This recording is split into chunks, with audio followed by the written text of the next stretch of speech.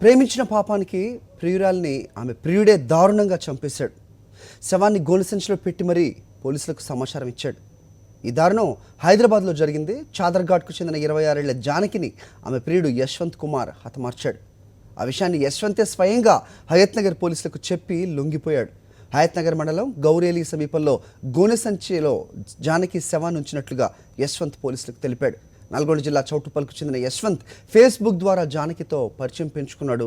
హైదరాబాద్లోని తన రూమ్కు ఆమెను పిలిచాడు. రూమ్లో జానకిపై బలాత్కారం చేయబోతే ఆమె నిరాకరించిందని, దీంతో గోడకేసి కొట్టడంతో చనిపోయినట్లుగా పోలీసులకు చెప్పాడు. పోలీసులు జానకి డెడ్ బాడీని పోస్ట్మార్టం కోసం ఉస్మానియా ఆసుపత్రికి తరలించారు. యశ్వంత్ను అదుపులోకి తీసుకుని కేసు విచారిస్తున్నారు.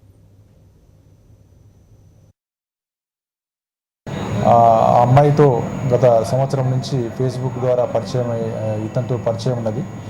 ఆ పరిచయం ప్రేమగా మారి ఆ అమ్మాయి ఇతన్ని పెళ్లి చేసుకోవాలని చెప్పేసి వెంటపడడంతో అతనికి ఇష్టం లేక ఈ అమ్మాయిని ఎలాగైనా వదిలించుకోవాలనే ఉద్దేశంతో ఆ రోజు రూముకు పిలిపించుకొని ఫోన్ చేసి పథకం ప్రకారం హత్య చేసి ఆ బాడీని అవుపడకుండా ఉండడం కోసం అదే రోజు రాత్రి గోనె సంచిలో మూటగట్టేసి తీసుకొని పోయి మూసీ నదిలో పడేయడం జరిగింది.